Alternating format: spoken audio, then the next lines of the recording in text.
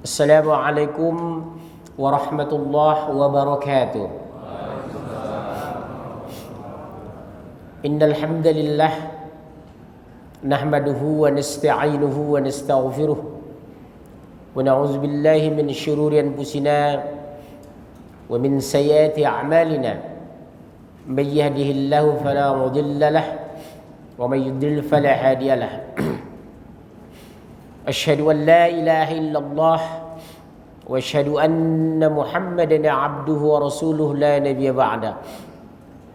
Allahumma salli wa sallim ala Muhammadin wa ala alihi wa sahbihi ajma'in. Faqala Allah ta'ala fil Qur'anil Karim, a'udzu billahi minasy syaithanir rajim. Ya ayyuhalladzina amanu taqullaha haqqa tuqatih wa la tamutunna illa wa antum muslimun. Amma ba'd. فإن أصدق الحديث كتاب الله وخير الهدي هدي محمد صلى الله عليه وسلم وشر الأمور محدثاتها وكل محدثة بدعة وكل بدعة ضلالة وكل ضلالة في النار. Alhamdulillah, biiznillah, atas izin Allah kita bertemu kembali dalam ta'limul Quran dalam rangka menghabiskan usia kita yang tinggal sedikit. Perjalanan hidup ditutup dengan kematian. Setelah kematian ada pertanggungjawaban. Semua orang bisa menjawab, tapi tidak semua jawaban diterima oleh Allah. Saya ulangi, semua orang bisa menjawab pertanyaan, tapi tidak semua jawaban diterima oleh Allah. Hak menjawab diberikan di padang mahsyar. Bahkan ada yang berani bertengkar, berdebat dengan Allah. Nauzubillah. Alhamdulillah, kita bersyukur diberikan sehat meskipun saya memang lagi demam ya. Tapi karena kewajiban dakwah saya harus jalan dari rumah. Tadi malam masih menggigil. Ini sampai malam lagi insyaallah, sampai jam 10 malam. Saya berharap istirahat saya besok di akhirat. Di dunia mungkin belum bisa istirahat. Saya sudah menginfakkan diri saya untuk Islam. Karena yang selalu saya pikirkan, saya tidak takut menghadapi kehidupan dunia ini. Yang saya takutkan menghadapi kehidupan akhirat. Kalau saya tidak punya uang bisa ngutang sama tetangga, nggak punya beras minjam sama mertua. Tapi kalau tidak punya amal soleh, dari mana kita dapatkan? Subhanallah. Kita selalu bangga dengan Islam. Sudahkah Islam bangga dengan kita? Orang-orang soleh dulu berjuang. Mereka tidak pernah mundur. Berhenti kita mati, mundur kita hancur. Islam harus kita perjuangkan. Al-haqqu min rabbik fala takunanna minal mumtarin. Yang hak itu datang dari Allah dan harus berjuang sampai Allah mengirim malaikat mencabut ruh dari tubuh kita. Insya Allah.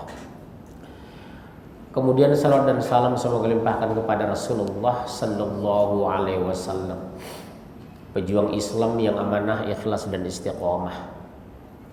Ada orang yang istiqomah tapi tidak ikhlas, ada ikhlas tapi belum istiqomah.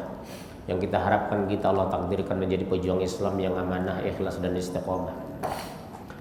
Kenapa aneh mengambil tema kenapa Islam dihujat? Karena berdasarkan data awal Indonesia merdeka, Islam umat di Indonesia ini 99%. Sekarang lebih kurang 80%. Tanah kita subur, tapi beras kita masih import. Rumput kita di mana-mana, daging yang kita konsumsi dari Australia. Peternak sapi banyak, tapi susu yang kita minum dari New Zealand. Tenaga kerja kita melimpah, tapi buruh kita masuk dari Tiongkok. Penduduk Jakarta Muslim 8.445.000, tapi gubernurnya Ahok. Pakai kol-kolah lagi Ahok. Subhanallah. Kenapa sampai seperti ini? Ini renungan panjang. Al-Quran sempurna bicara masalah, mengurai masalah, dan menyelesaikan masalah. Makanya kami orang-orang Batak rame-rame masuk Islam. Marga saya yang Islam Situmorang itu hanya 10%.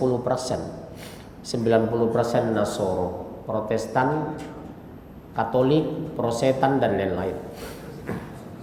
Islam agama alternatif terakhir. Sering saya katakan, jadikan Islam agama alternatif terakhir. Anda boleh berpindah dari Katolik kepada Protestan, Anda boleh berpindah dari Protestan ke Hindu, Anda bisa masuk ke Buddha, tapi jadikan Islam agama terakhir Anda. Karena Islam agama sempurna bicara kebenaran. Subhanallah. Satu-satunya agama di muka bumi ini yang kitab sucinya tidak bisa dirubah dan diganti hanya Al-Quran. Inna nahnu nazzalna dzikra wa inna lahu lahafizun. Kami yang menurunkan Al-Quran dan kami yang memelihara. Sepakat? Karena rumah saya ada Taurat, ada Zabur, ada Injil, ada Al-Quran. Saya studi komparatif antar kitab suci itu lebih dari 30 tahun. Sejak SMP saya sudah bicara kitab lain. Sejak SMP saya sudah belajar kitab lain, Taurat, Zabur, Injil, dan Al-Quran. Makanya kalau saya dialog dengan orang Nasrani, saya jelaskan. Seandainya Bapak serius setengah jam saja membaca Al-Quran, insya Allah Bapak masuk Islam. Seandainya kawan-kawan kita di luar sana dari Kristen, Protestan, dan Katolik mau bicara Al-Quran dengan nurani 1 jam saja dengan saya, insya Allah mereka tertarik dengan Islam. Insya Allah, biiznillah atas izin Allah. Yang jadi masalah, mereka justru bukan mempelajari Al-Quran, tapi menghujat Al-Quran. Mereka menuduh Al-Quran tulisan Muhammad bin Abdullah. Seandainya Al-Quran itu ditulis oleh Rasulullah Muhammad SAW, bukan firman Allah, tidak mungkin muncul di sana surat Maryam, ibunya Isa. Tidak ada di sana surat Ibrahim, bapaknya Ismail. Yang ada harusnya surat Fatimah, putri yang dia cintai, atau surat Aminah, ibu yang dia sayangi, surat Abdullah, bapak yang dia hormati. Tapi itu tidak muncul karena objektifnya Allah menurunkan Al-Quran, dan Al-Quran bukan tulisan Rasulullah. Karena Rasulullah ummi, tidak bisa membaca dan menulis. Yang kedua, satu-satunya agama di muka bumi ini yang hidupnya bersih hanya Islam. Tidak sah kita sholat kalau tidak berwudu, tidak sah wudu kalau nggak suci dan mensucikan. Teh, kopi, Fanta, Coca-Cola, susu, secara medis dan teori medis dan uji klinis bersih, tapi maaf tidak bisa air wudu. Lihat wajah-wajah antum bersih, insya Allah lebih dari 5 kali disiram dengan air wudu. Tiap hari membaca Al-Quran, yang dibangun kepasrahan. Kaya tidak pernah hura-hura, miskin tidak pernah putus asa, karena dia fala khaufun 'alaihim wala hum yahzanun. Bagi orang mengikuti petunjuk Al-Quran tidak ada kekhawatiran bagi mereka, dan mereka tidak pernah bersedih hati. Lihat wajah orang-orang taat itu, bersinar dan bercahaya, menyenangkan dan menenangkan dipandang. Subhanallah. Kaya kita tidak membuat sombong, miskin tidak membuat kita minder. Kalau orang bilang jangan pernah ratapi tembok yang sudah roboh, karena masih ada lantai tempat bersujud. Jangan hitung rezeki yang sudah hilang, tapi syukur rezeki masih banyak yang belum kita syukuri. Kata kunci dalam Islam bukan berapa banyak kita meminta nikmat, tapi berapa banyak kita mensyukuri nikmat. Itulah orang-orang yang beriman. Fala khaufun 'alaihim wala hum yahzanun. Kaya raya tidak hura-hura, miskin tidak putus asa, berhasil tidak bangga, gagal tidak kecewa. Pribadi muslim yang istiqomah. Saya ulangi, kaya raya tidak hura-hura, miskin tidak putus asa, berhasil tidak bangga, gagal tidak kecewa. Kaya dia tidak sombong, miskin tidak pernah minder. Ketika jadi pejabat tidak sok kuasa, ketika jadi rakyat dia tidak meminta-minta. Itu bukan karakter orang beriman. Yang jadi pertanyaan, kenapa Islam difitnah? Berapa menit ini? Sampai jam berapa? Oh iya. Untuk pertanyaannya bisa di dalam slide atas. Iya, yang akhwat ya. Kalau ikhwan langsung aja nggak apa-apa. Kalau akhwat boleh ditulis, kalau ikhwan langsung aja nanti. Tapi kalau ikhwan takut bertanya, tulis tapi jangan terlalu panjang karena ini bukan korespondensi, betul ya? Saudaraku sekalian, seolah dirahmati Allah. Kenapa Islam difitnah? Karena Islam itu agama yang hak. Jawabannya sederhana. Islam itu agama yang mulia, mereka mau hina. Islam itu agama tinggi, mau mereka rendahkan. Islam itu berkualitas, mereka mau recehkan. Yang jadi pertanyaan, kenapa umat Islam mau dimasukkan di perangkap penghancuran Islam di dunia? Jawabnya sederhana. Karena umat Islam belum memahami Islam secara kafah. Kedua, umat Islam belum mengimani Al-Quran secara kafah. Yang ketiga, umat Islam tidak memperjuangkan Islam secara kafah. Kata kunci di sana. Sepakat ya? Kenapa mereka benci terhadap Islam? Kita lihat Al-Quran. Siapa yang mau baca Quran? Antum aja ya. Pakai mic. 1. Al-Quran Surat 2 120 Al-Baqarah. Walan taradhu ankal yahudu walan nasara hatta tattabi'a millatahum qul inna hudallahi wal huda. Lihat digandeng Allah dia. Yahudi dan Nasrani tidak akan pernah sedang kepada kamu. Berarti benci. Sampai kamu mengikuti apa? Millatahum. Millah. Apa millah itu? Ad-din. Siapa yang benci itu? Yahudi dan Nasrani. Karena kedengkian kepada kita agama yang hak, yang benar, yang suci, yang tinggi, yang agung dan mulia. Makanya negara-negara maju sekarang, Inggris, Prancis, Jerman, Belanda, Italia, Rusia, rame-rame orang masuk Islam. Karena setelah mereka riset ayat per ayat Al-Quran menguntungkan, objektif tapi transparan, realistis tapi universal, bisa dipertanggungjawabkan secara ilmiah. Al-Quran itu. Kawan-kawan saya rame-rame masuk Islam yang dulunya aktivis gereja waktu SMA. Subhanallah, sekarang mereka masuk Islam. Kawan-kawan saya dulu yang anti sunnah, sekarang nelpon saya rame-rame berjenggot. Saya terharu, yang dulunya preman sekarang beriman, yang dulunya zolim sekarang alim. Karena apa? Al-Quran tidak terbantahkan. Saya tanya mereka, kamu dulu kan sangat jauh dari Islam. Teman SMA saya kerjanya malam Ahad berzina, ganja setiap hari. Kenapa berbalik? Dia bilang Al-Quran tidak bisa dibantah. Mengamalkannya menenangkan, meninggalkannya merugikan. Jawaban orang yang baru mengenal Islam sudah sebagus itu, Pak. Mengamalkannya menenangkan, meninggalkannya merugikan. Terdiam saya dengan ucapan sahabat saya yang dulu teman SMA berzina. Subhanallah, Allahu Akbar. Oleh sebab itu kenapa kajian-kajian ilmiah seperti ini dikunjungi ramai orang? Karena apa, Pak? Daya tarik Al-Quran itu luar biasa. Karena tidak ada dusta di sana. Diturunkan dari Allah yang Maha Kuasa, dibawa oleh Jibril yang tidak lupa dan tidak dusta, diterima Rasulullah yang mulia, diterima oleh sahabat, orang-orang yang siddiq, orang yang benar, atas izin Allah sampai kepada kita hari ini. Al-Quran sudah memberitahu kepada kita, Allah memberikan informasi, Yahudi dan Nasrani tidak akan pernah senang kepada kamu sebelum kamu mengikuti millah. Dalam Al-Quran ada fattabi'u millata Ibrahim hanifa. Ikutilah millah Ibrahim yang lurus. Millata abikum Ibrahim. Ikutilah millah bapakmu Ibrahim. Allah puji di sana. Bapak lihat ketika umat Islam sholat 1,6 miliar umat Islam sekarang di dunia, dari 6,6 miliar penduduk dunia. Nama yang disebut dalam sholat kita siapa? Hanya 2 nama, Rasulullah Muhammad sallallahu alaihi wasallam dengan Nabi Ibrahim. Allahumma salli ala Muhammad wa ala ali Muhammad kama sallita ala Ibrahim wa ala ali Ibrahim.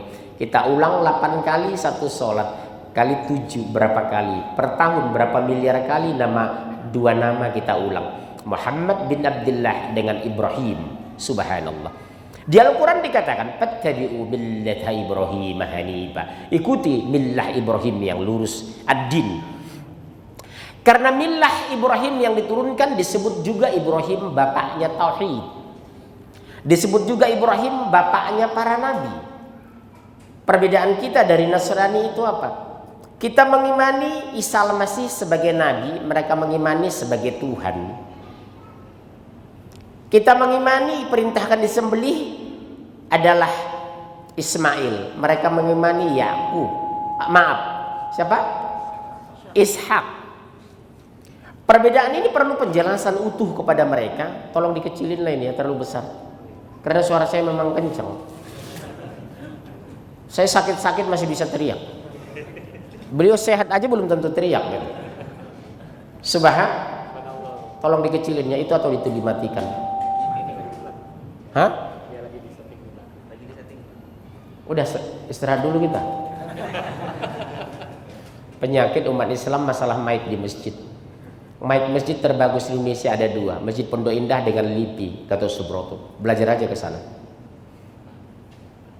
Pondok Indah terbaik di Indonesia.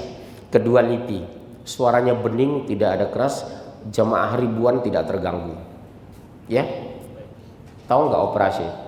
Menurut secara teknis untuk biaya pengeras suara di masjid itu, secara teknis minimal 20% dari biaya pembangunan masjid. Betul, karena saya orang teknis. Jadi kalau masjid kita 2 miliar, minimal berapa? 400 juta supaya full. Karena persoalan sehebat apapun ustadznya, kalau mic-nya nggak bagus, orang nggak suka. Sebagus apapun mic-nya, kalau ustadznya nggak bagus, orang pulang. Betul? Jadi mic-nya bagus, ustadznya bagus. Ya, subhanallah. Nah, Yahudi dan Nasrani, silakan baca. Surat 2 120 langsung. Waktunya udah 20 menit loh. Berarti tinggal 40 menit lagi. Dan orang-orang Yahudi dan Nasrani tidak akan rela pada Muhammad SAW sebelum kau mengikuti agama mereka. Stop. Di awal Allah memberikan informasi. Siapa yang benci kepada Islam? Yahudi dan Nasrani. Nasoro. Betul? Di tengah ayat Allah memberikan jalan keluar. Hebat kan Al-Quran itu? Apa itu? Qul inna hudallahi huwal huda. Katakanlah, petunjuk Allah itulah petunjuk yang benar. Petunjuk Allah, petunjuk yang benar. Artinya apa?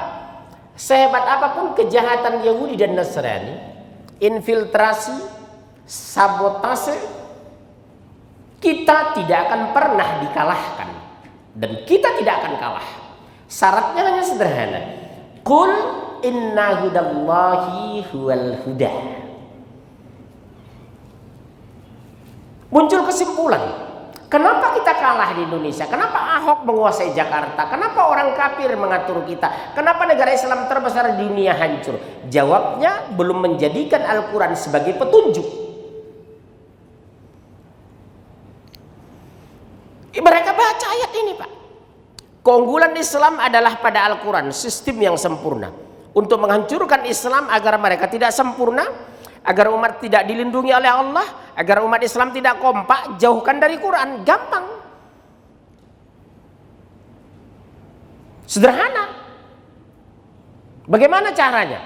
Bentuk gerakan-gerakan yang Islam umatnya agar menjadi liberal. Munculkan gerakan-gerakan agar umat Islam itu menjadi sekuler. Munculkan gerakan-gerakan agar umat Islam itu apatis.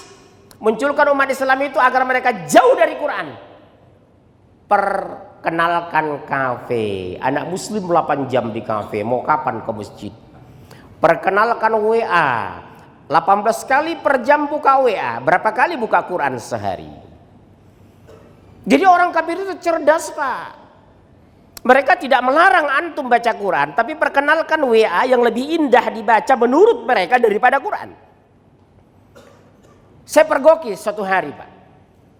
Seseorang lewat di masjid, mendadak berhenti depan masjid. Saya pikir mau sholat, rupanya ada WA yang masuk, dia baca. Habis itu kembali jalan, bukan masuk masjid. Orang 4-5 jam duduk di kafe. Mall dan plaza diset menjadi kafe. Indah, enak, sejuk, minum kopi. Akhirnya kena sianida, mati. Ini jangan antum kira ini tidak ada yang mengatur. Karena saya keluar masuk gereja. Untuk menjauhkan umat Islam dari masjid, perkenalkan KP. Menjauhkan umat Islam dari Al-Quran, perkenalkan WA. Menjauhkan remaja dari masjid, perkenalkan futsal. Habis asar anak muda kita ke futsal, pulangnya Isya. Maghrib Isya otomatis tinggal. Hebat kan strategi mereka. Umat Islam tidak sadar, ada brainwash, cuci otak. Perkenalkan teknologi komunikasi yang membuat Islam tertarik luar biasa, meninggalkan sistem Islam yang sangat luar biasa. Makanya di tengah jalan Allah kasih jalan keluar. Qul inna hudallahi wal huda. Sehebat apapun mereka bikin konspirasi menghancurkan kamu, sekompak apapun Ahok dengan gengnya, sehebat apapun sarana media mereka, kalau kita kembali keluar pasti menang. Insya Allah. Subhanallah, saya yakin itu. Sangat yakin saya. Tengah malam saya menangis. Ya Allah, berikan petunjuk kepada 2 orang Cina di Indonesia, Ahok dan Haritanu. Mereka sangat berbahaya ya Allah. Proses hukum silakan jalan, tapi doa saya juga berjalan.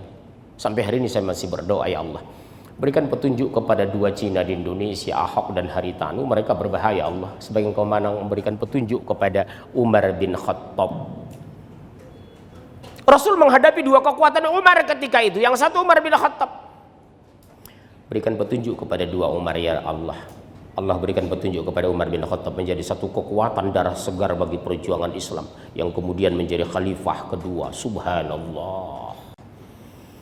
Salah nggak saya berdoa seperti itu? Antum keberatan? Suatu saat nanti Haritanu nelpon MUI, Pak, saya masuk Islam. Air mata yang pertama mungkin keluar air mata saya. Mereka terberat kita hadapi ke depan ini. Mereka punya uang, mereka punya media, dia punya partai. Tapi saya sangat yakin Allah Maha Pemberi petunjuk. Di Medan kita seperti itu. 64% berjuang kita all out agar wali kota muslim. Kita bersatu, kita kompak, kita kuat. Alhamdulillah kita menang. Pemilihan gubernur Sumatera Utara hampir menang dari mereka. Kita bersatu, kita kompak, kita kuat, kita menang. Subhanallah. Syaratnya satu. Qul inna hudallahi huwal huda. Katakanlah petunjuk Allah itulah petunjuk yang benar. Subhanallah. Mari kembali kepada Al-Quran. Fala khaufun 'alaihim wala hum yahzanun. Tidak ada kekhawatiran bagi mereka dan mereka tidak bersedih hati. Tidak akan pernah stres menghadapi dunia ini. Karena kita bersandar kepada Allah yang Maha Kaya. Kita tidak pernah merasa sendiri karena Allah Maha Penolong. Kita tidak pernah merasa lemah karena Allah Maha Kuat. Tidak ada alasan untuk stres. Semiskin apapun tidak pernah minder. Sekaya apapun kita tidak pernah sombong. Kita harus yakin. Kita harus bangkit. Kita harus kuat. Lihat Umar itu. Kalau udah bicara Pak. Lihat Rasulullah itu di mimbar. Wajahnya seperti apel memerah. Sampai sahabat mengatakan, kami takut jangan-jangan Rasulullah terjungkal dari mimbar. Begitu semangatnya dia ketika bicara akidah. Subhanallah. Waktunya kita harus bersatu kompak. Tapi dengan catatan, wa'tasimu bihablillahi jami'a wa la tafarraqu. Berpegang teguh kepada tali Allah yang diturunkan dari langit ke bumi yang tidak pernah goyang dan putus, namanya Al-Quran. Berpegang teguh kepada tali Allah, diturunkan dari langit, dibentangkan Allah dari langit ke bumi. Persoalan hari ini, kenapa kita tidak kompak? Yang satu memegang demokrasi, yang satu memegang Quran. Yang satu mengikut omongan oknum kiai, yang satu ikut Al-Quran. Kita tidak akan pernah bersatu. Yang satu orang membawa orang kafir ke masjid keluar masuk, yang satu menyampaikan Islam keluar sana. Kita tidak pernah bersatu. Sepakat ya?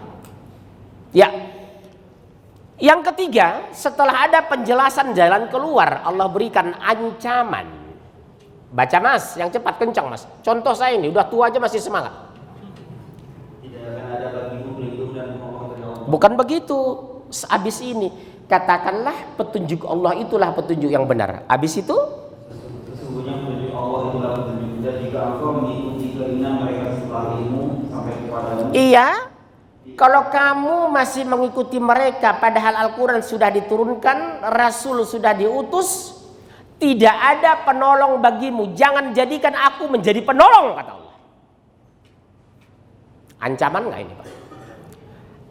Di satu ayat sifatnya informatif, yang kedua jalan keluar, yang ketiga ancaman. Sekarang terjadi di Indonesia. Agar umat Islam lari dari petunjuk, mereka apa yang mereka bangun, Pak? Hancurkan akidah. Strategi mereka ini. Akidah. Apa akidah yang mereka hancurkan? Tauhid. Bagaimana caranya? Satu, membentuk aliran sesat sebanyak-banyaknya. Aliran sesat. Betul? Apa itu? Dari awal dulu apa? Syiah. Kedua, Ahmadiyah. Ketiga, Islam Jamaah. Yang keempat, Jahmiyah. Yang kelima sekarang apa? Jil. Yang keenam, Jin. Yang ketujuh, Inul. Syiah berkembang di mana sekarang? Berpusat di Iran. Ahmadiyah di mana? Inggris. Islam Jamaah Indonesia. Jahmiyah Indonesia. Tiga-tiganya semua di Indonesia. Subhanallah. Jil, jaringan iblis laknatullah. Jin, jaringan Islam Nusantara. Inul, Ikatan Nahdlatul Ulama Liberal. Yang mereka wacanakan semua menyesatkan. Wacanakan apa? Semua agama sama. Mulai kan liberal berpikir. Muncullah karakter-karakter mereka yang di brainwash di Amerika. S2, S3 dari Amerika. Dari McGill University. Dari Harvard University. Dari Boston University. Dari Australian University Australia. Apa bahasa mereka? Semua agama sama. Kalau semua agama sama, untuk apa Allah menciptakan neraka?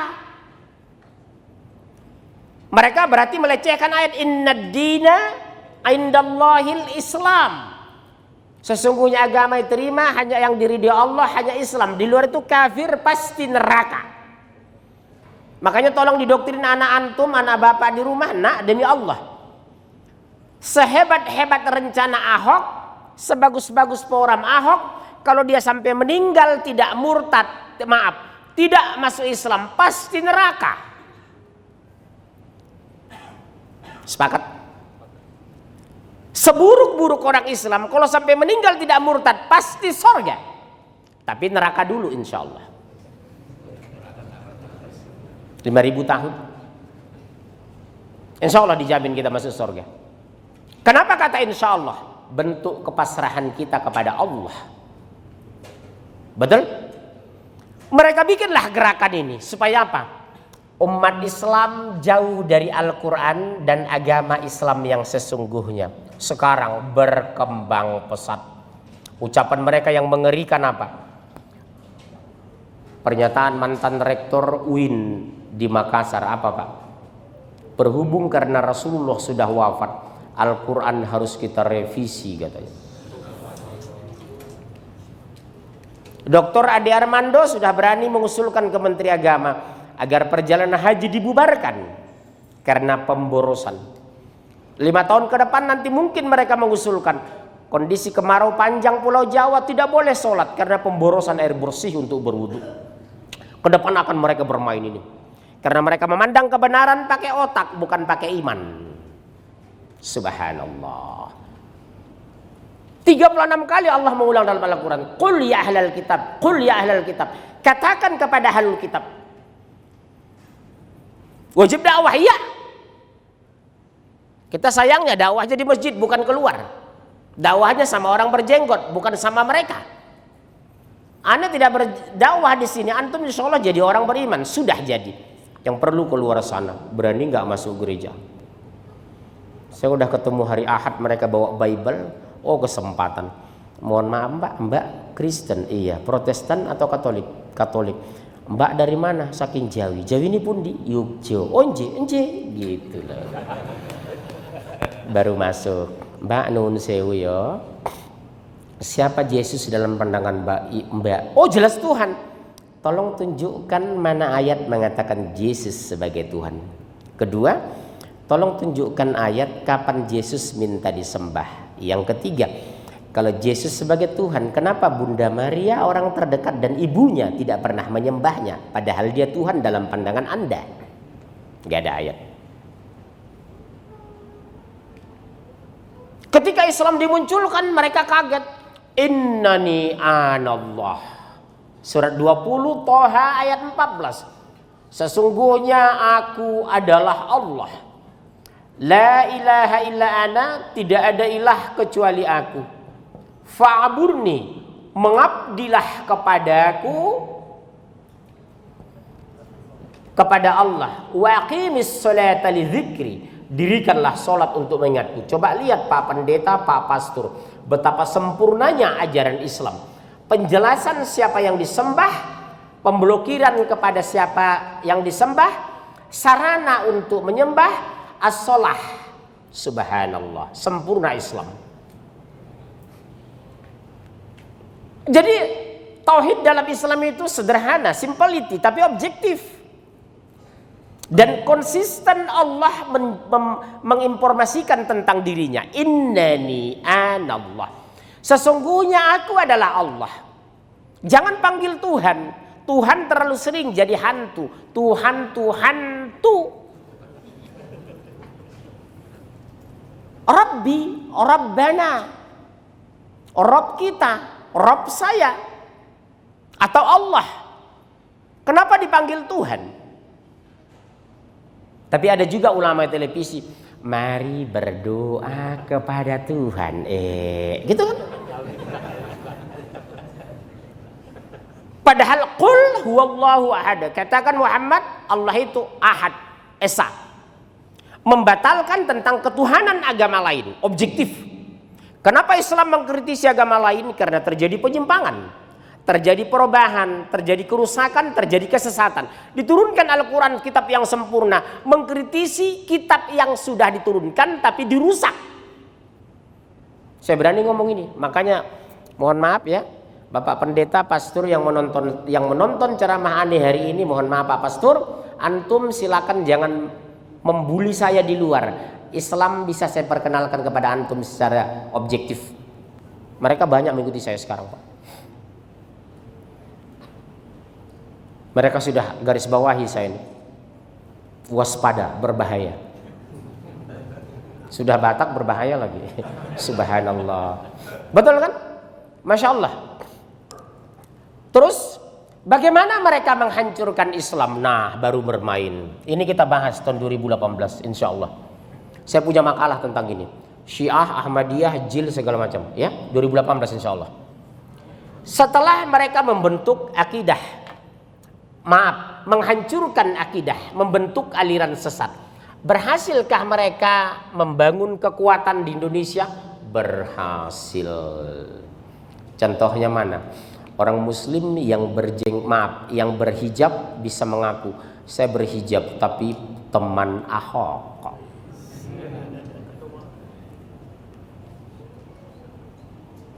Orang yang berhijab di Pondok Indah komplain sama saya, Pak Munjir kenapa sih bicara Ahok seperti itu? Saya terlanjur ngepen sama Ahok.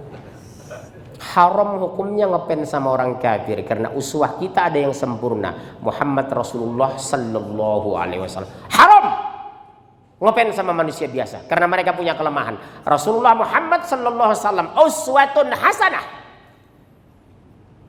Orang pertama masuk surga dan buka pintu surga, dan pengikut paling banyak masuk surga.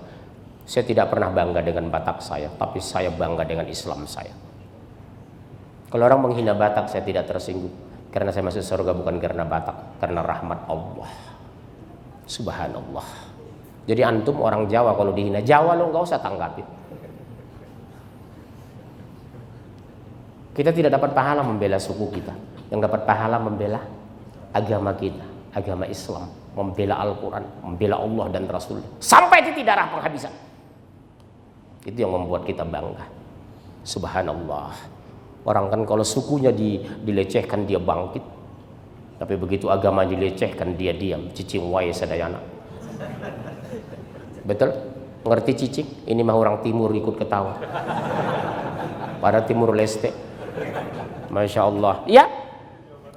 Yang kedua, bagaimana mereka membentuk gerakan-gerakan apa? Difasilitasi padepokan.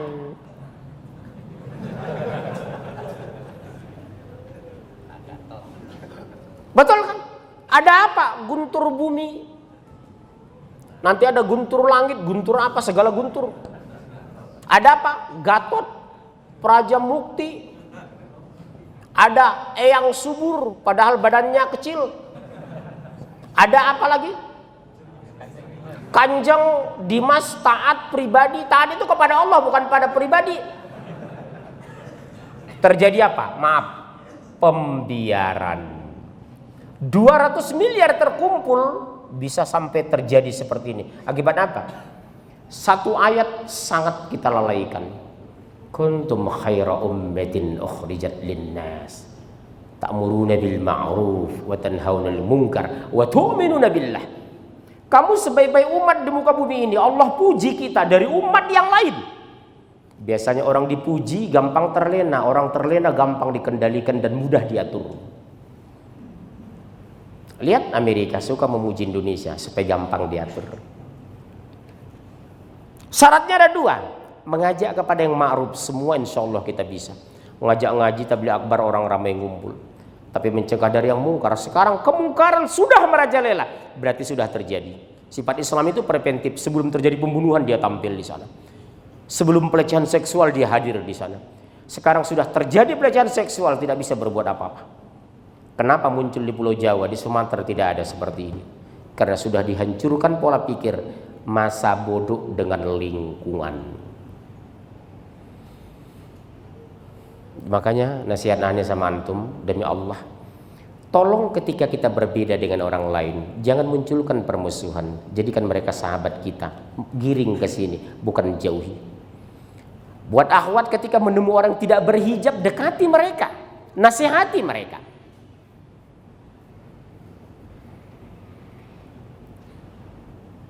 Sering saya kritisi, kalau bukan gurunya nggak mau dengar. Kalau berbeda dengan gurunya dianggap salah. Ini keliru. Maaf ya, saya kritisin kawan-kawan. Kalau nggak berjenggot dia sudah nggak suka, nggak boleh. Saya malah lebih suka melihat orang tidak berjenggot. Karena apa? Target yang harus saya dakwahi. Kalau udah berjenggot saya anggap sudah ngerti agama. Jadi antum pulang aja nggak apa-apa. Ini asal berbeda dia tidak mau. Di kantor-kantor sering begitu. Kalau bukan gurunya, begitu saya berdiri, dia pergi tanpa ada akhlak. Fisik Rasulullah dia contoh, celananya sudah bagus, jenggotnya sudah tumbuh. Merasa saya bukan gurunya, dia pulang keluar. Ini orang seperti ini berbahaya jangka panjang. Saya kritisinya habis-habisan sekarang. Selalu mencontoh hanya penampilan Rasulullah, bukan akhlak Rasul. Justru dengan akhlak itu orang. Berapa banyak Pak orang masuk Islam di rumah saya dulu di Medan. Kita tidak pernah mengganggu dan menyinggung mereka. Kita mengajak mereka, bukan mengejek, bukan menjatuhkan, tapi menunjukkan, bukan memukul, tapi merangkul. Rame-rame mereka. Lihat Rasulullah 3 hari berdiri menunggu orang Yahudi di persimpangan jalan. Jadi engkau menunggu aku ya Muhammad? Iya. Akhirnya sang Yahudi masuk Islam karena mulianya akhlak Rasulullah. Subhanallah. Buat antum mohon maaf ya yang muda-muda ini, jangan karena kita berbeda kita memusuhi orang, tapi dekati dia, potensi dakwahnya luar biasa. Saya perhatikan Pak, ada tradisi sekarang di Jakarta, kalau bukan gurunya dia pulang. Kecuali jelas-jelas yang sudah aliran sesat, Syiah, Ahmadiyah, Qadariyah. Kalau ada ustadznya nggak usah masuk, bagus. Tapi kalau beda guru nggak ada masalah, sama-sama bicara sunnah. Orang Dewan Dakwah, Muhammadiyah, Persis, Salafi, lebih kurang kok kita. Makanya saya pengajian semua masuk Pak. Salafi masuk, Dewan Dakwah masuk, Muhammadiyah masuk, di Persis masuk, di NU saya masuk. Kalau saya tidak masuk ke sana, mau kapan mereka dengar sunnah? Bapak pernah kan dengar tabligh akbar ngisi majelis orang acara nuzul Quran. Bapak siapa yang ngundang? Ngundang saya itu Salafi sebenarnya. Bikin set seperti itu agar kawan-kawan yang biasa nuzul Quran Isra Mi'raj dengan bahwa ini tidak ada. Yang diundang saya. Dari judul saya habis dibully orang. Pak Mujir masih ikut Maulid Isra Mi'raj. Saya bilang hadir aja, isinya kemana nanti, saya bilang. Kita pakai judul itu, begitu masuk saya bicara akidah. Akhirnya orang lain bilang seperti ini, subhanallah, kawan-kawan yang nadin rame-rame berbalik.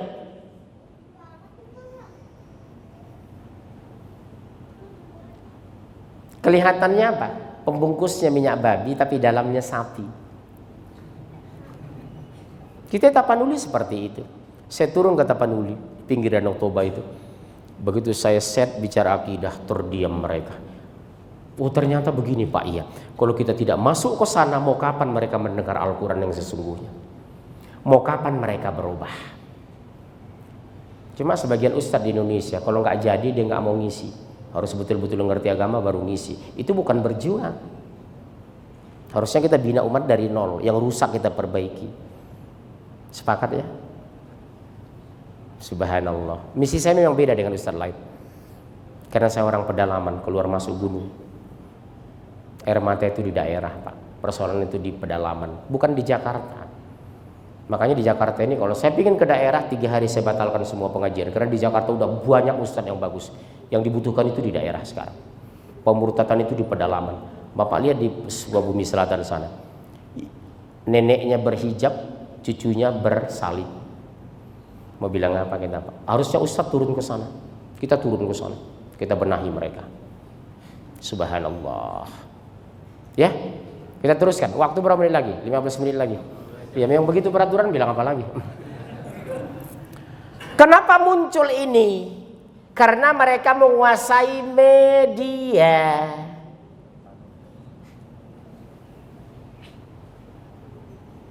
Mereka bebas gentayangan menghina Islam, menghujat Islam. Karena mereka punya media. Kita tidak punya kontra media. Contoh seperti kemarin. Ratusan ribu umat Islam bangkit Tamrin Sudirman. Yang memberitakan cuma 2 televisi, betul? Subhanallah. Ini permainan mereka, di brainwash, cuci otak. Anak-anak muda seperti ini apa menghancurkannya? Narkoba. Kedua, pornografi. Mereka tidak menjauhkan Al-Quran secara langsung. Tapi apa? Perkenalkan narkoba gratis, pornografi setiap detik diakses di media, betul Pak? Di brainwash anak kita itu, cuci otak. Siapa yang bisa menghadapi anak kena brainwash? Nggak bisa lagi kita. Di rumah antum tidak ada Yahudi, tapi di tangan anak sudah Yahudi. Pernah nggak Bapak pergoki? Anak Bapak SMA kelas 2 pulang ke rumah tengah 7 malam, dia menangis badan gemetar. Kenapa? Astagfirullah Pak, dari pagi sampai maghrib saya belum baca Quran. Pernah pergoki Bapak anak seperti itu? Gak ada lagi sekarang kan. Tapi kalau HP tinggal, WA tinggal, 2 kilometer sudah meninggalkan rumah, balik lagi. Kenapa Pak balik? HP tinggal. Lihat kan, berhasil mereka. Betapa pentingnya HP melebihi pentingnya Al-Quran. Masya Allah, di brainwash betul kita sekarang Pak. Selamat tinggal Al-Quran, di depannya HP. Pengajian masih baca WA dia. Ada ta'lim masih buka SMS. Betapa pentingnya SMS yang masuk itu. Melebihi pentingnya dari Al-Quran yang kita sampaikan. Allahu Akbar walillahilham. Berhasil mereka mengacak berpikir kita hari ini. Tanpa kita sadari, Yahudi sudah nongkrong di kamar anak kita. Yahudi sudah di otak anak kita. Yahudi sudah di tangan anak kita. Yahudi sudah berkeluaran di rumah kita. Jujur hari ini, siapa yang tadi sholat subuh, habis sholat subuh tidak baca Quran? Bisa boleh angkat tangan? Habis sholat subuh tidak baca Quran, siapa tadi? 1, 2, 3, 4. Wah, kayak dolar naik terus. Padahal ketika di pagi hari habis sholat subuh, subuh sekarang jam berapa? 4.13, betul? Ya, 4:04 lah.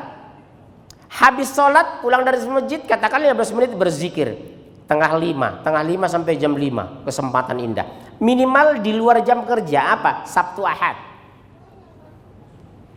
Habis maghrib mau ngapain? Habis isya di mana? Kita gemuruhkan rumah kita dengan Al-Quran. Kita enjoykan anak dengan kebenaran.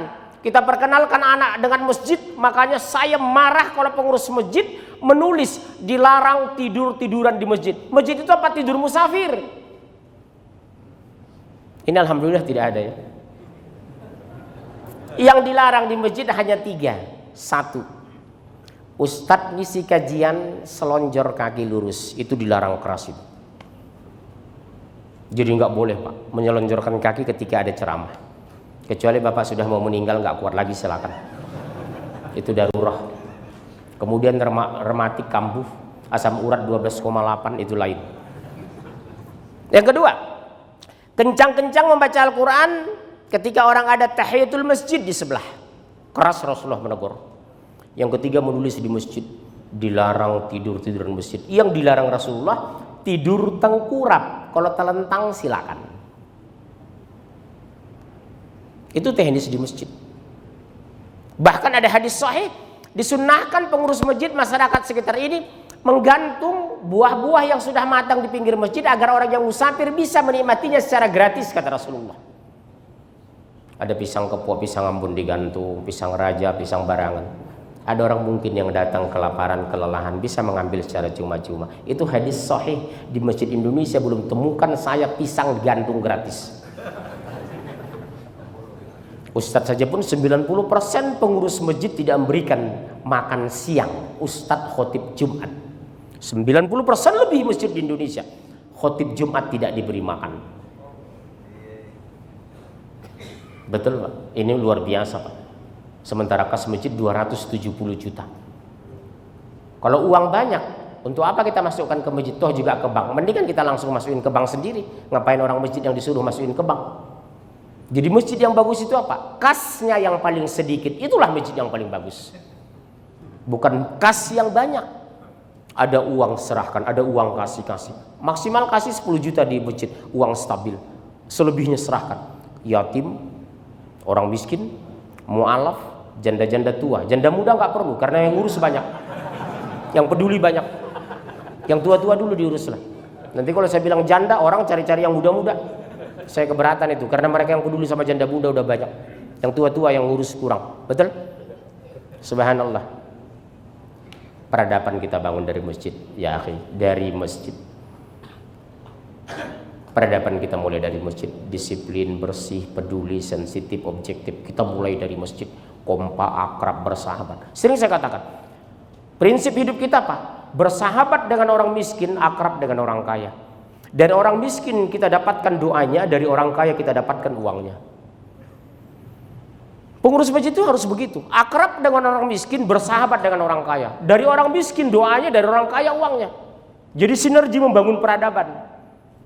Ini enggak Pak, mentang-mentang orang kaya datangnya Alphard didekati, begitu naik Gojek enggak diharapkan. Jadi pengurus yang masjid yang benar itu apa? Akrab dan hangat, bersahabat dengan orang miskin, akrab dengan orang kaya. Itulah pengurus masjid yang bagus. Ada pengurus masjid di sini? Ini enggak Pak, di Indonesia banyak saya pergoki. Pengurus masjid seperti pemilik gedung masjid sendiri, kayak warisan dari nenek moyangnya. Betul Pak, banyak pengurus masjid. Ada di Jakarta Selatan itu Pak. Saya datang ke sana, mereka nggak kenal. Mohon maaf Pak, ada apa? Dia nggak tahu kalau saya Ustadz khotib Jumat di masjid itu. Saya kan terkenalnya di luar negeri, bukan di Indonesia ya. Ada apa Pak? Mohon maaf, saya khotib yang mengisi di sini. Subhanallah, Ustadz, fadil Ustadz. Enggak, saya kurang sehat. Boleh saya ruangan 1 jam lagi Jumatan, mau saya tidur sebentar. Oh silakan Ustadz. Kasur diganti, minuman, makanan dipesan. Itu bagus. Masjidnya juga bagus tadi, ada pokari, ada air segala macam gitu. Tapi sekadar pokari. Oke, kita teruskan. Setelah akidah dihancurkan, padepokan dimunculkan, aliran sesat berkembang. Apa yang mau mereka hancurkan lagi? Tahu apa? Tahu? Yang kedua mereka hancurkan, jauhkan syariah. Syariah itu apa? Hukum Islam. Yang mereka perkenalkan, Bapak tahu sekarang berhasil menghancurkan struktur negara Islam di dunia. Bukan hanya Indonesia, apa? Demokrasi dan HAM. Demokrasi dan HAM. HAM itu kan babi. Ham itu kan babi. Daging paha babi namanya ham. Betul kan Pak? Karena yang isunya dari Amerika dan Eropa. Eropa itu kafir, mereka Katolik. Katolik itu neraka. Kenapa kita pakai ham? Demokrasi itu bicara mayoritas, Islam bicara kebenaran. Mereka kebanyakan, banyak belum tentu benar, tapi benar lebih bagus banyak. Dari 200 anggota, 204 anggota PBB, 63 diantaranya negara mayoritas Islam yang menerapkan hukum Islam. Tinggal 7 negara sekarang dunia. Selebihnya demokrasi dan HAM. Berhasil mereka menghancurkan sistem Islam dan hukum itu. Termasuk Indonesia. Makanya waktu melempar isu pilpres langsung dan pilkada langsung, saya orang pertama teriak, tidak terima itu. Karena itu orang kafir menghancurkan negeri Islam. High cost Pak. Pemilihan presiden berapa puluh triliun kita. Pemilihan wali kota setingkat Jakarta, Medan, Pekanbaru, Palembang, Bandung minimal 50 miliar Pak. Satu pasangan calon. Kalau sudah 4, 200 miliar. Demokrasi itu high cost. Tapi kalau Islam tidak. Cukup 5 orang memilih. Pakar syariah, pakar hadis, sejarah. Udah cukup. Calon berapa? 5 orang. Dites satu-satu kemampuan kami. Pertama kemampuan agamanya, kemudian intelektualnya, yang ketiga pemahaman Al-Qurannya, pengetahuan tentang tafsirnya. Udah bagus, terpilih beliau. Udah sepakat ketok meja. Jadi bukan pilpres langsung. Biaya tidak ada. Honor mereka paling 30.000 sehari. Nasi Padang cuma 12.000. Islam itu simplity, tapi objektif. Subhanallah. Makanya Islam tidak mengenal penjara. Berzina, cambuk, mencuri, potong tangan. Objektif, transparan, preventif. Contoh, sini dek, Mas, umur berapa? Udah nikah? Udah nikah? Yang sudah nikah lah, antum sudah nikah? Siapa yang sudah nikah? Antum belum? Terus siapa yang nikah di sini? Udah nikah? Sini Pak. Karena ada hubungannya dengan hubungan seks. Kalau belum menikah, bagaimana dia merasakan itu? Menghadap papan tulis. Bapak nama siapa? Mati. Asli dari mana? Palembang. Wong Kito Galo. Iya, ada juga Wong Kito Gilo. Nih Bapak, Islam itu sempurna menginduksi hukum. Orang berzina itu dicambuk. Yang dicambuk ininya. Hasil research, kepala Pak Mardi dan kepala kita, ini isinya 1,5 kg otak. Di sini terdiri 1 triliun sel menggerakkan manusia dari sel itu ke bawah. Mengalir sistem saraf dari atas ke bawah. Pada saat melakukan hubungan seks dia berzina, seluruh tubuhnya merasakan nikmat, mulai dari kepala sampai ujung kaki. Sepakat? Cepat dia tuh. Karena empiris pengalaman. Betapa Islam itu melakukan hubungan seks saja pun dapat pahala. Bahasa Arabnya jima. Betul? Pada saat dia melanggar, melakukan zina, dia dicambuk, sistem saraf yang mengalir dicambuk. Cambukan pertama, seluruh tubuhnya merasakan sakit. Pada saat dia melakukan hubungan seks, seluruh tubuhnya merasakan nikmat. Ketika diberikan sanksi, seluruh tubuhnya merasakan sakit. Adil nggak hukum Islam itu? Fair kan? Enak kan? Setiap satu peristiwa hukum beda sanksi. Begitu mencuri potong tangan. Udah silakan duduk. Terasa sakit nggak tadi? Enggak ya? Kenapa potong tangan? Secara fisik dan power mengambil pakai tangan. Mencuri, mengambil uang, tanda tangan proyek Hambalang pakai tangan. Dan tidak akan menyimpang. Tangan itu di sini. Kalau di sini sudah sikut, di sini sudah bahu. Nggak mungkin hukum Islam membias. Pernah contoh dari Rasulullah dan ada hadisnya. Potong di sini, bukan di sini. Uang kembalikan ke negara.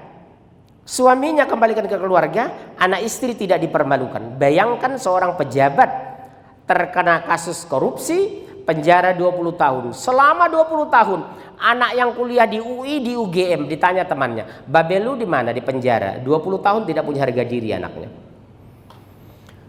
Tetangga datang ke rumahnya, Bu, mohon maaf, Bapak di mana? Besok mau ada undangan kenduri. Maaf, suami saya di penjara. 20 tahun istri kehilangan harga diri depan tetangga. Tapi Islam sempurna bicara hukum. Jangan libatkan nama anak dan istri karena pelakunya suami. Jaga harga diri anak dan istri karena pelakunya ayahnya, bukan anaknya. Hebatkan hukum Islam itu. Sekarang 600.000 orang napi. Kalau sekarang warga binaan 600.000. Berapa ratus miliar dana operasional makan napi dengan biaya sipir. Setiap provinsi ada kanwil, hum dan ham. Berapa triliun operasional makan mereka setiap hari 3 kali sehari. Sementara saya ustadz, 5 rupiah pun negara belum pernah memberikan saya makan gratis. Orang jahat dikasih makan triliunan. Adilkah negara ini? Hebat kan hukum Islam itu? Karena mereka lihat kalau hukum Islam diterapkan negara akan berkah. Siapa contoh? Brunei. Contoh kedua Pak, Aceh. Di sana cambuk Pak. Orang berkhalwat, minum khamar, cambuk 20 kali. Sekarang kejahatan menurun 35 sampai 40% di Banda Aceh. Lihat Allah takdirkan mereka lebih berkah. Jalan yang mulus di Aceh terbaik di Indonesia. Padahal APBD mereka jauh di bawah DKI 73 triliun. Betapa luar biasa Islam itu. Karena mereka lihat kalau Islam diterapkan negaranya akan berkah. Agar tidak berkah jauhkan dari Islam. Enak. Sekarang terbukti Pak, selamat tinggal Islam. Hukumnya hukum Belanda. Belanda itu Katolik. Katolik itu kafir. Kafir itu negara ke jahanam. Kok bisa orang Islam pakai Quran, pakai hukum kafir? Apa yang salah dengan Islam saya bilang?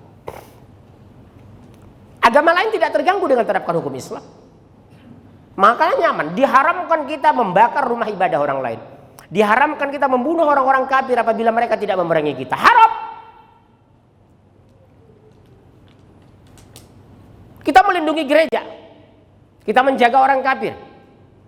Mau apapun agamanya di Indonesia. Sepanjang antum tidak memerangi kami, jatuh hukum. Kutiba alaikumul qital ketika mereka sudah memerangi kita. Kalau berlangsung aman, haram membunuh mereka. Darah mereka harus kita lindungi. Islam itu agama rahmatan lil alamin. Seperti bom-bom yang meledak kemarin ya. Depan apa namanya? Sarinah. Mungkin salah baca. Harusnya Suriah jadi Sarinah gitu. Membaca perintah waktu malam barangkali ini. Subha. Masih ada habis waktu ya? Pas ya 1 jam. Yang ketiga, kita teruskan aja ya. Dikit lagi ya. Yang ketiga yang dihancurkan apa dari umat Islam setelah syariah? 3 apa? Hancurkan khalifah. Siapa khalifah? Amir. Siapa itu? Kepala negara. Kondisikan kepala negara-negara Islam sekuler anti-Islam. Jangan mengenal Al-Quran. 34 provinsi di Indonesia, hanya 2 provinsi yang tes gubernur, wali kota, bupati yang pakai Quran hanya 2. Aceh dengan NTB. Lihat Kapolda NTB kemarin, berpangkat Brigjen Umar. Saya pertaruhkan jabatan dan dunia saya. Kita harus sholat ke masjid. Siapapun yang memimpin rapat, saya tinggalkan katanya. Bisa seperti itu? Insya baru 1 kan berani terang-terangan. Pak Syamsir Siregar juga begitu dulu, ketua BIN. Kalau mereka main golf di Palembang, dia pangdam dulu Sriwijaya dengan Kapolda, dengan pangdam, begitu dengan hayya 'alas shalah. Maaf, saya sholat dulu. Pak Jenderal Nasution juga begitu dulu. Sedang rapat penting di Rusia yang dipimpin orang mereka kafir, sore Muslim, dia cari sholat. Pak Jenderal Nasution. Udah banyak sebenarnya, dari dulu sudah ada. Lihat Jenderal Faisal Tanjung, satu-satunya Panglima TNI yang mengganti Pangdam seluruh Indonesia beragama Islam. Jenderal Faisal Tanjung, Kepala BIN, Kasat, Kepala Staf Angkatan Darat, Laut, Udara, semuanya beragama Islam. Jadi komitmen kepada Islam itu yang kita butuhkan. Sekarang dirusak. Jangan sampai wali kota, gubernur sampai ke atas memahami Al-Quran. Sekulerkan kepala negara, sekulerkan bupati, sekulerkan gubernur, sekulerkan wali kota terpilih. Jangan pro Islam.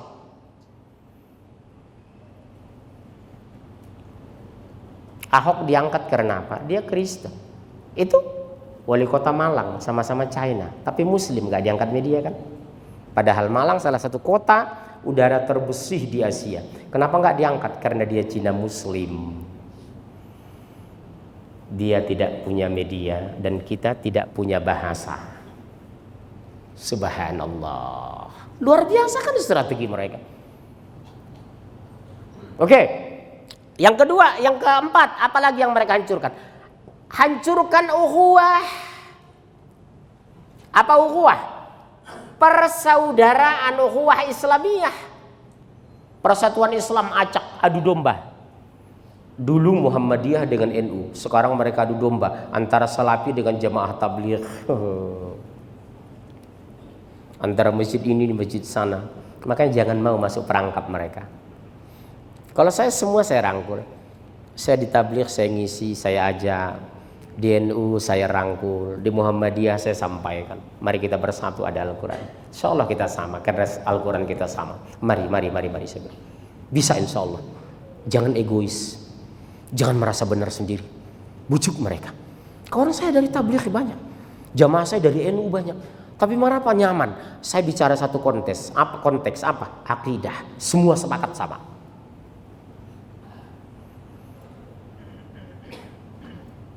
Sepakat ya? Antum sepakat?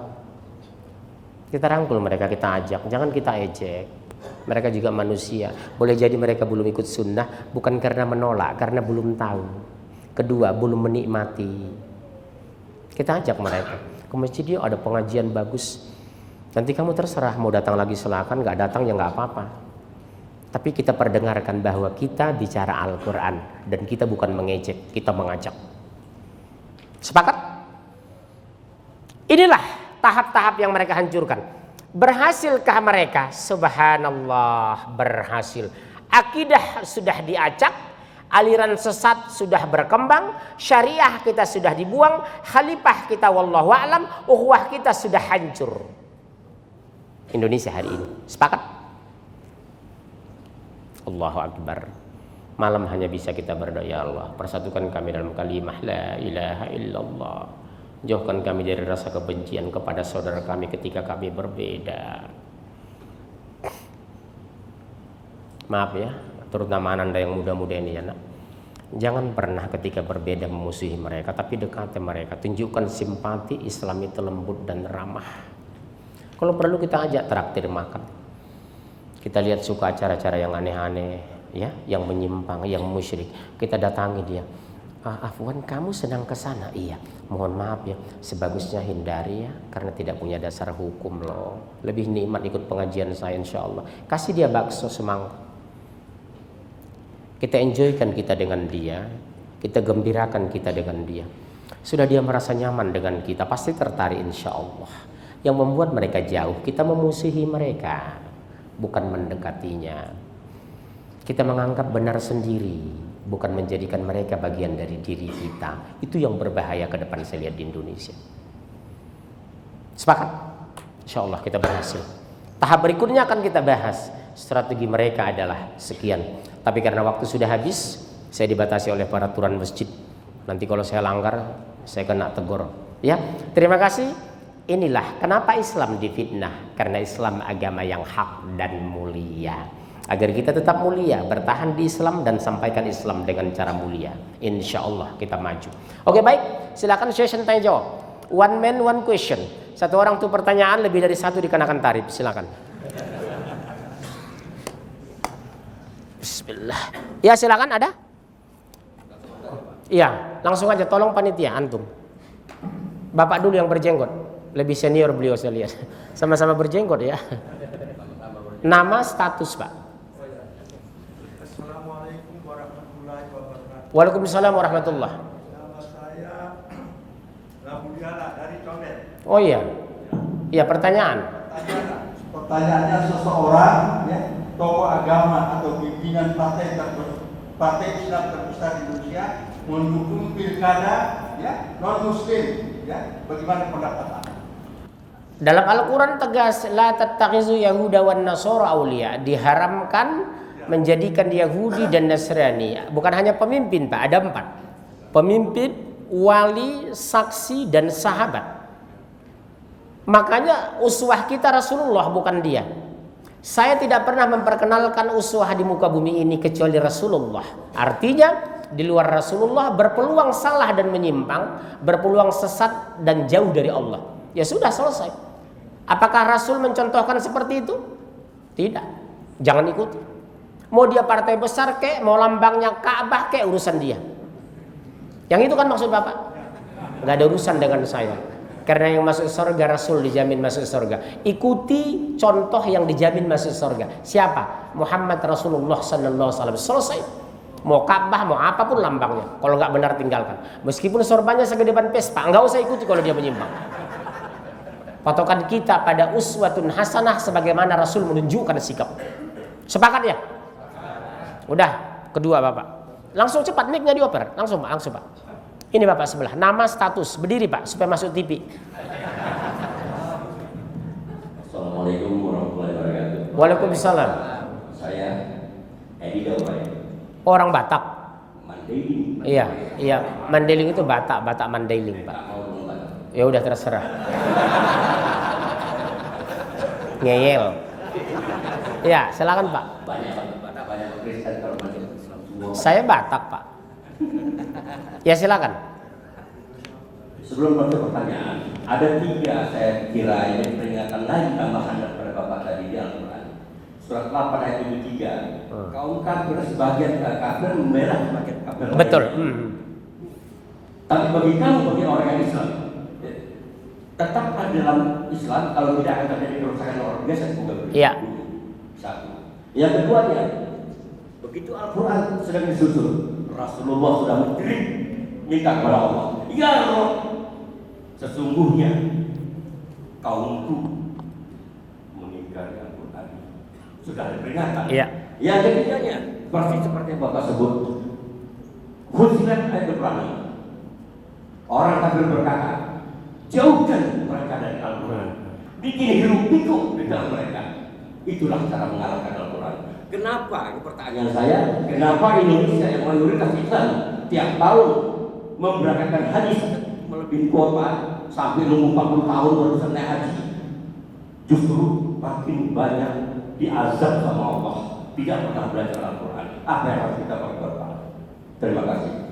Waalaikumsalam warahmatullahi wabarakatuh. Jawabnya sederhana.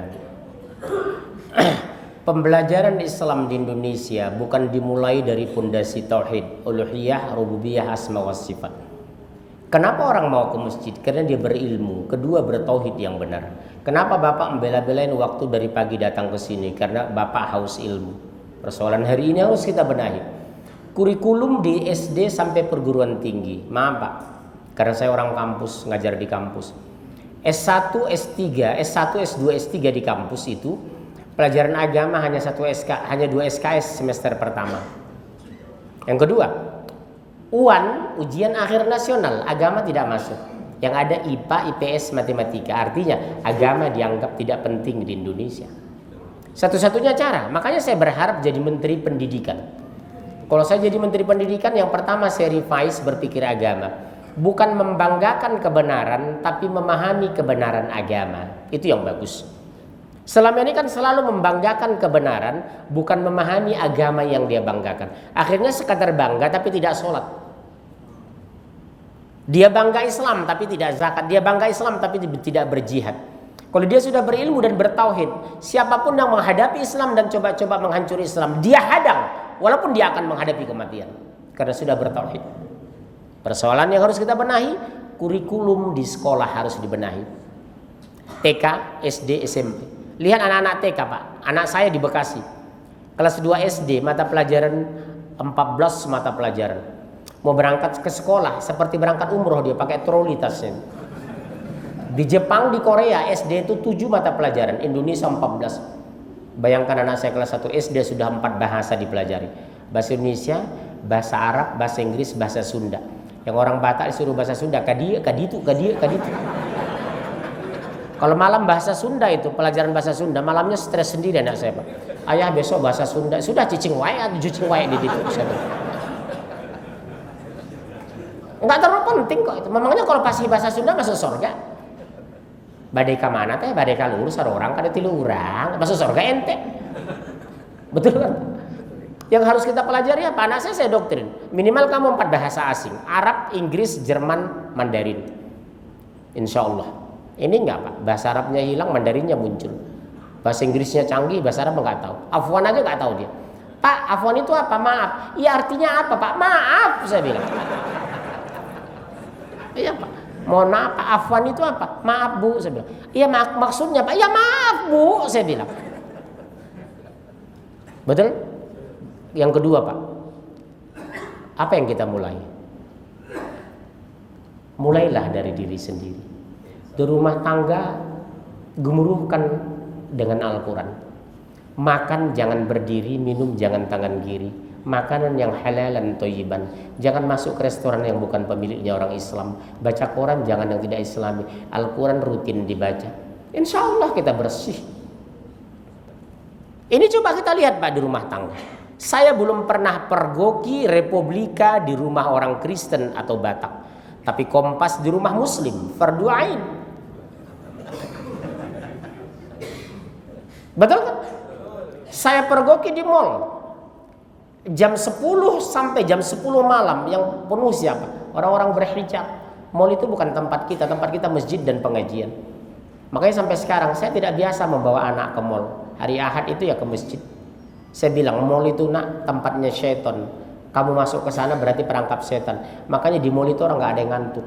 Belum saya temui orang di mall tapi kalau ngaji ngantuk banyak. Apalagi nyender, betul? Ya terus kesimpulan dari saya adalah mulai hari ini tolong lawan mereka dengan kembali mendekatkan diri kepada Allah. Tolong jadi Al-Quran bacaan yang utama dan terutama di rumah tangga. Yang ketiga cari uang yang halal dan thayyib. Insya Allah kita bisa. Insya Allah kita berkah. Nikah kita cara kafir. Lihat di hotel berdiri, minum tangan kiri. 6 item diambil, yang dimakan 3 item. Minum itu biasakan ambil berapa yang dimakan, makan berapa yang diambil. Ini enggak Pak. Makan gado-gado sepiring, diambil 3 sendok letakkan. Ambil karedok sepiring, makan 3 sendok letakkan. Saya bilang padahal orang muslim, orangnya berhijab. Kenapa? Dia tahu sholat ibadah, maaf, dia tahu Islam itu hanya sholat, zakat, haji. Dia merasa sudah sempurna Islamnya. Makan masih berdiri, minum tangan kiri. Bahkan oknum ustadz pun masih saya pergoki. Tangan kanannya rokok, tangan kirinya makanan. Kadang tangan kanannya rokok, tangan kiri megang kitab. Akhirnya asap kena kitab, jadi kitab kuning. Gara-gara asap rokoknya. Subhanallah. Ini yang harus kita benahi. Dimulai dari rumah tangga. Iya. Pertanyaan ketiga silakan. Oh ini ada banyak sekali nih, subhanallah. Antum tolong bantu bacaannya, sini berdiri antum supaya masuk TV sini. Yang cepat, pakai mic. Ada 4 banyak ini. Waktu 10 menit lagi, langsung. Assalamualaikum Ustaz. Saya mau tanya. Di kantor saya mayoritas Muslim, tapi ada orang Nasrani yang setiap hari memposting kata-kata yang saya curigai berasal dari Injil. Bagaimana sikap saya untuk masalah ini? Datangi dia, katakan apa motivasi ibu melakukan ini. Karena kita mayoritas Muslim, Bapak enggak pantas mengatakan itu. Sering saya katakan, kita tidak pernah ingin niat membangun Islamic Center di Flores. Kita menghargai Katolik. Kami orang Batak tidak berniat membangun Islamic Center di Tapanuli. Kita hargai Protestan. Tapi mereka bangun pusat Katolik di Jawa Barat yang mayoritas Muslim. Apakah ini toleransi? Toleransi yang bisa kita pahami. Tolong mudah-mudahan Luhut Panjaitan, Luhut Sitompul dengar ini. Kawan-kawan Nasrani tolong dengar ya. Tolong saya tekankan ini kawan-kawan Nasrani yang menonton acara ini. Ini saya menjadi setemu orang. Mungkin sekampung dengan Anda dari Tapanuli. Tolong antum dengar Pak Pendeta, Pak Pastur. Satu-satunya negara paling toleransi negara Islam di dunia adalah Indonesia. Kalau Anda mengatakan Islam teroris, justru sekarang pertumbuhan Kristen tertinggi di dunia adalah di Indonesia. Pertumbuhan gereja tertinggi di dunia Indonesia, Pak, 380% per tahun. Hari libur semua agama sempurna Indonesia. Waisak hanya berapa persen libur nasional. Nyepi hanya berapa persen libur nasional. Yesus wafat kita libur. Yesus naik ke pangkuan bokapnya di sorga, kita libur. Betul kan? Bapak lihat Amerika, 50 negara bahagian, 176 tahun sudah merdeka, 76 sudah presiden. Baru 2015 kemarin di Amerika hanya 2 kota Idul Fitri, Idul Adha yang libur nasional. Apa itu? New York dengan Washington. Selebihnya umat Islam tidak dapat hak libur Idul Fitri, Idul Adha di negara kafir. Siapa yang adil hari ini? Siapa yang toleransi hari ini? Indonesia merdeka sampai hari ini belum pernah menteri yang tidak ada Kristennya. Inggris negara demokrasi, tidak ada menteri di sana Muslim. Jerman negara demokrasi, tidak ada menteri Muslim. Amerika negara demokrasi, tidak ada menteri Muslim. Indonesia negara demokrasi, 5 menteri strategis Kristen sekarang. Menko Maritim, Menteri Perhubungan. Ya, maaf, bukan Menteri Perhubungan, kemarin sudah diganti. Menteri ESDM, Menteri Peranan Wanita, Menteri Perdagangan. Betul? Siapa yang paling menghargai agama lain? Islam. Jadi jangan coba-coba Anda mempermainkan di luar negeri mengatakan Islam Indonesia membunuh orang agama lain. Justru kalau kita bunuh orang Kristen, kenapa justru Kristen pertumbuhan tertinggi di dunia di Indonesia? Saya punya data Pak, saya keliling dari Aceh sampai Rian Jaya. Kalau satu orang Kristen, 99% Muslim, mereka tidak diganggu. Tapi kalau kita Islam di lingkungan Kristen, diganggu nggak? Nyaman nggak antum dengan anjingnya berkeliaran? Nggak bakalan nyaman. Betapa toleransi Islam itu. Ya, oke, terus 2. Waalaikumsalam. Cara menyikapi lingkungan kita yang Muslim tapi mengagungkan apa? Perlu penyampaian, Bu. Mengaku Islam tapi mengagungkan, ngefans sama orang kafir, katakanlah Ahok ya. Perlu pembelajaran terus-menerus dengan kelembutan, tidak vulgar dan tidak radikal. Karena kita bersyukur ada Ahok. Kenapa? Dengan dia menghujat Al-Quran surat Al-Maidah, orang sekarang rame-rame membaca surat itu. Akhirnya orang yang dulu sekuler jadi yakin bahwa haram memilih Yahudi dan Nasrani sebagai pemimpin. Walaupun ada oknum kiai yang mengatakan lebih bagus memilih pemimpin kafir tapi adil daripada orang Muslim tapi korup. Pertanyaan saya, apa mungkin orang kafir adil? Yang adil itu hanya hukum Allah. Apa mungkin orang kafir menerapkan hukum Allah? Gak masuk akal kan? Kenapa keluar? Teman Ahok bukan?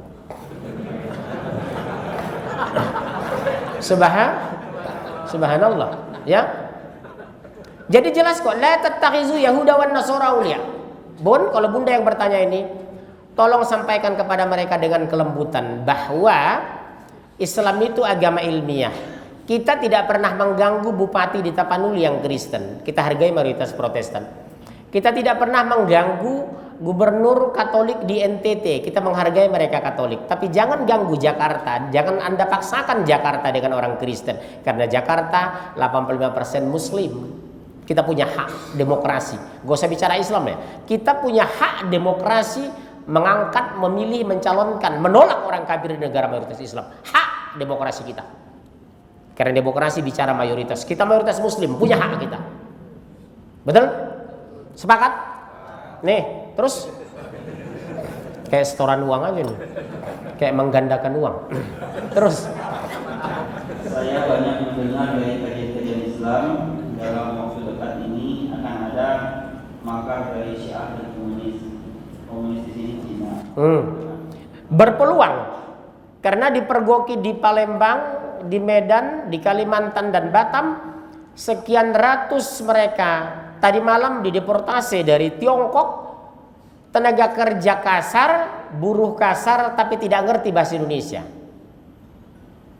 Tapi maaf, begitu Menteri Tenaga Kerja kita yang lama mau mendeportasi secara tegas, malah dia di-reshuffle. Siapapun yang menantang Ahok semua di-reshuffle. Lihat Rizal Ramli menantang belum adanya AMDAL di pulau yang akan dibangun, di-reshuffle. Anies Baswedan menganjurkan anak mengantar sekolah, dihantam Ahok, berdebat, Justru Anies yang dirisapel. Menteri Perdagangan yang lama Muslim tegas menolak import minuman keras berlebihan, dirisapel. Itu kenyataan. Apa ibu buat negeri kita seperti ini? Betul? Udah, terus keempat. Cukup ya Bu, kasihan saya. Yang kencang. Assalamualaikum warahmatullahi wabarakatuh. Waalaikumsalam. Saya bukan pengidola Ahok. 4 kali gubernur Islam kinerjanya tidak kelihatan. Sekarang gubernur Masrani kinerjanya bagus. Pendapat Pak Ustadz gimana? Bagaimana? Pendapat Pak. Enggak, katanya bagus kerjanya. Iya, katanya di sini. Di mana yang bagusnya di mana, Bunda? Rusun dibangun, yang dibikin PAUD is Kristen. Ya. Setelah dilantik, baju koko ditukar dengan batik. Masjid dibangun di komplek DKI, tapi berapa masjid yang digusur? Acara kita penyembelihan hewan kurban tidak boleh di sembarang tempat. Sementara RPH tidak ada. Di mana bagusnya, Bun? Waktu Fauzi Bowo gubernur, banjir cuma 2 kali, 2002-2007. Begitu mereka dilantik, Desember 3 kali banjir. Bagusnya di mana? Hati-hati Bunda, opini media. Itu kan katanya. Saya keliling Jakarta. Kemacetan tidak ada perubahan, makin parah. Banjir merajalela. Masjid berapa yang digusur? Umat Islam berapa yang dipinggirkan? Kepala dinas berapa yang Kristen? Guru SMA unggul berapa Islam yang diganti? Mengaji pagi dihilangkan dari sekolah. Sarana RW kantor kelurahan tidak boleh pengajian. Kenapa dikatakan berhasil? Dia menggusur agama Islam dari Jakarta. Targetnya di video itu akan mengkristenkan dari Sabang sampai Merauke. Udah nonton kan video Ahok? Terang-terangan lo Bunda mengatakan, jika dia terpilih nanti targetnya RI 2. Yusuf Kala disingkirkan, dia naik. Jokowi periode kedua habis, dia naik presiden. Wakilnya Haritanu. Mereka menguasai Indonesia sama-sama China. Akan mengkristenkan dari Sabang sampai Merauke. Lihat di VCD resmi mengatakan seperti itu. Apanya yang bagus? Sekarang pertanyaan saya, antum udah nikah belum? Umur berapa? 72. Berapa? 25. Saya pikir 72 kamu semuda ini gitu. Coba lihat antum, jujur antum asli dari mana? Hah? Udah punya tanah nggak di Jakarta? Enggak kan? Kasihan kan? Mereka kemarin baru datang dari Tiongkok sudah punya apartemen di Jakarta. Saya kakek saya pejuang di Medan.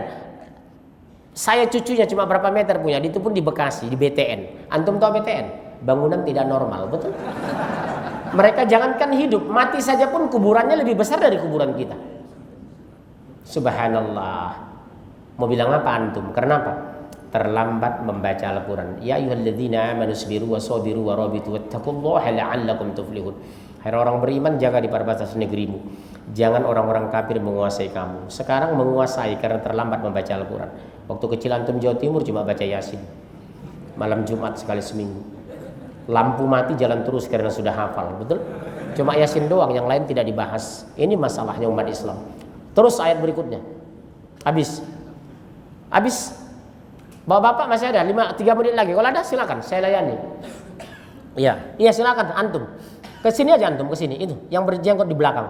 Ini antum ke sini, antum ke sini. Ke dia. Antum orang mana? Jawa, Padang, Sunda? Hah? Kalimantan Selatan? Banjarmasin? Ya langsung ke dia. Berdiri aja antum. Pertanyaan saya. Nama siapa antum? Nama saya Fakir. Asli suku Dayak Melayu? Banjar. Oh Banjar ya. Ya udah. Pertanyaan. Jadi pertanyaan saya gini Pak. Selain yang Bapak jelaskan di sini, kan ada lagi sebenarnya sistem hukum kita, hukum Islam sebagian diadopsi di Indonesia.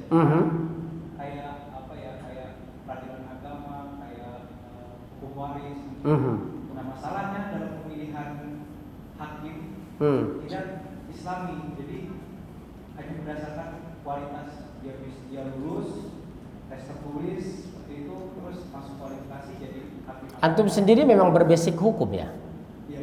Dari pidana, perdata? Saya ini corporate legal. Oh corporate legal ya. Oke, memang saya karena saya juga belajar hukum dulu ya, pidana perdata. Yang belum ada saya pelajari hukum karma karena nggak ada di kampus.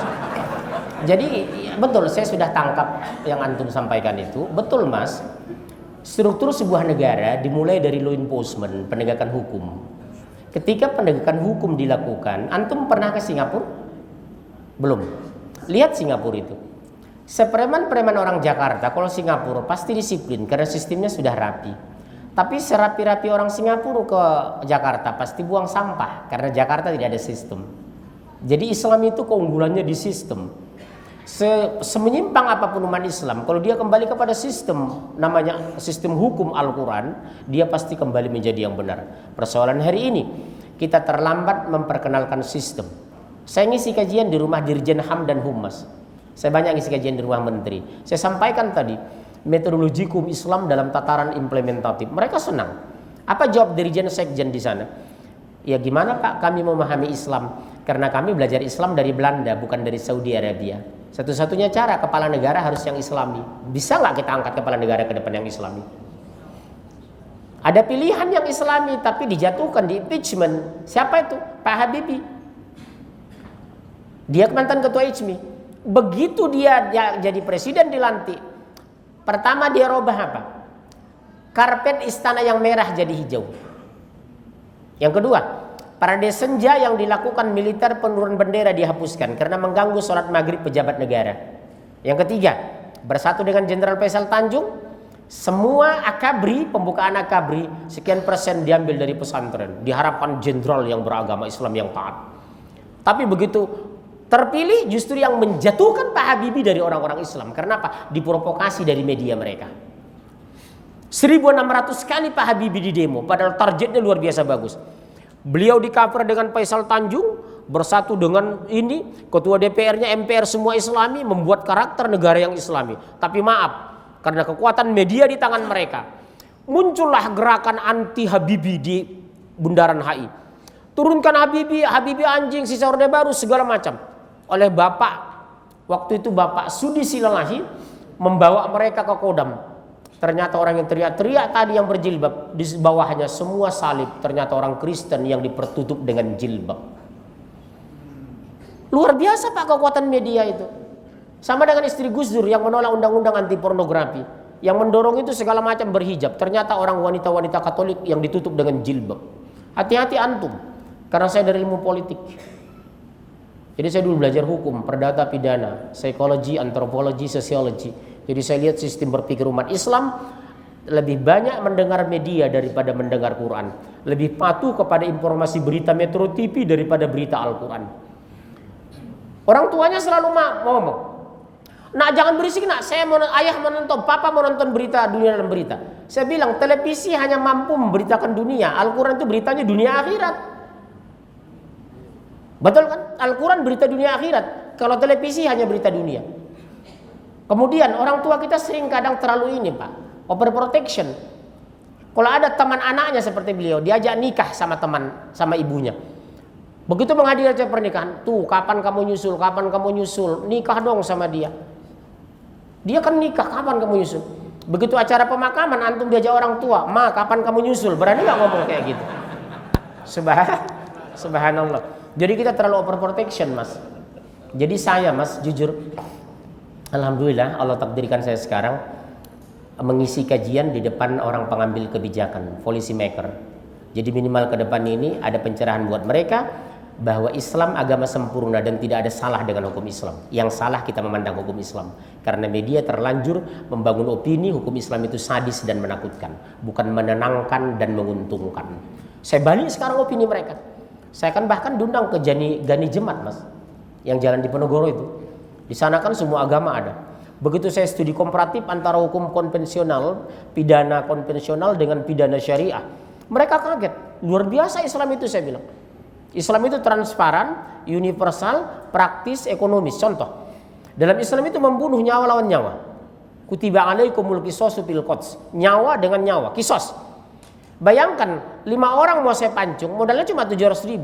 5 detik selesai. Cik cik cik kayak tetelan. Tapi kalau konvensional kita penembakan, berapa intel yang harus disiapkan, berapa regu brimob yang harus dilatih, berapa pesawat menguasai mereka.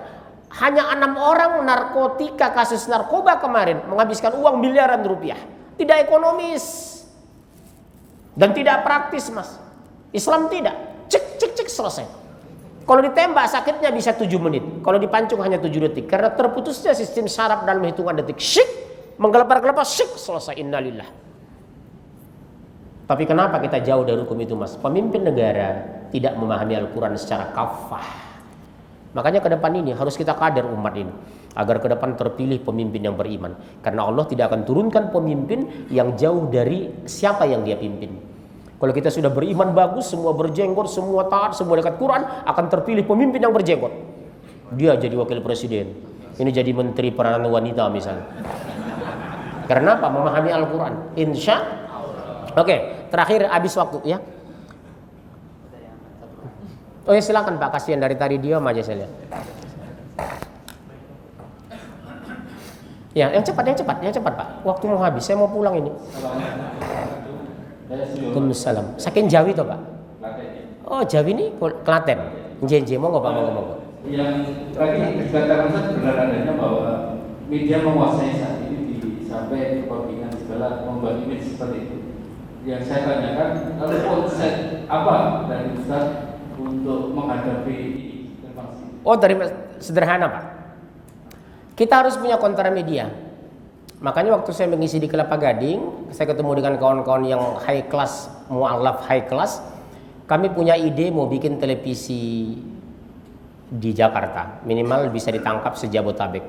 Tapi masalahnya proses perizinan yang berbau Islam agak susah di Indonesia. Contoh, Bapak tahu Global TV, TV Global, itu harusnya menjadi Muslim Television of World, televisi Islam sedunia. Tapi maaf, intelijen CIA sudah membaca akan didirikan televisi terbesar di dunia di Indonesia, menyaingi CNN. Negara OKI sudah sepakat menyalurkan dana berapa ratus miliar pun disiapkan. CIA bersatu, apa boleh buat? Mereka beli sebelum jadi, selesai, tidak jadi Muslim Television.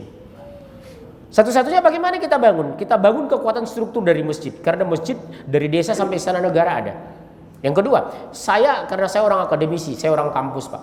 Saya bergerak mulai dari Aceh sampai Kalimantan. Seminar di USU, di UNAN, di UNRI, di UNSRI, di ITB, di UGM, di Undip. Saya sosialisasikan ini. Boy, biam basis. Muslim, Anda bangga dengan Muslim. Anda bangga dengan Al-Quran. Al-Quran sempurna mengatur kehidupan. Itulah gagasan saya.